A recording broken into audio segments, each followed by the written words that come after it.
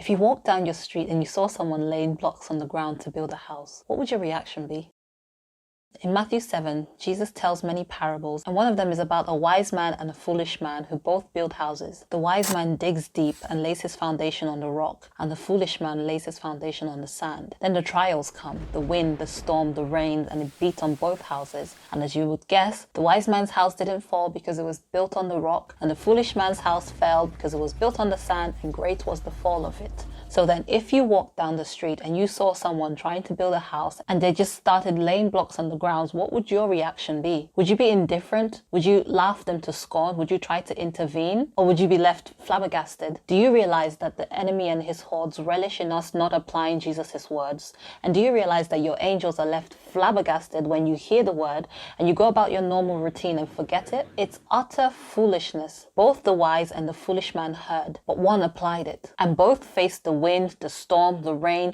The intensity was the same. It beat on both houses, but only one stood, the one built on the rock. Every time you apply Jesus' words, you're digging. Every time you do what he says, you're digging. Every time you judge yourself by his words, you're digging. And the deeper we dig, the firmer we become. So dig while you can, because the time of trial, the time of testing is coming, is fast approaching, and you want to be able to stand. You don't want to be one of the ones that falls away. Jesus never promised his disciples, and he doesn't promise us a cushy life on this earth. In fact, quite the opposite. He says we will have tribulations, but be of good cheer. I have overcome the world. So we also need to overcome, and we need to stand firm in him by being rooted and grounded and established in him, because that time that calls for the endurance of the saints is fast approaching. So now's the time to decide that you want to stand. But how do you stand? How do you ensure that you overcome, that you stand firm in your evil day, just like your master Jesus did in his evil day? First, you've got to decide. Decide now that you want to grow. God will not force you to do it. You choose, and then he supplies the grace. Second, abide in him. Eat from the bread of life. Drink from the living water. Stay in his words, the words by which you will live, and not by bread alone. Stay there. Go into your room. Shut the door. Pray to your Father in secret. Stay there. Abide. Live there. Meditate on the word. Let the words that are spirit and life just continuously wash over you. This is the atmosphere we're to cultivate every single day. Because if we don't stay in the vine,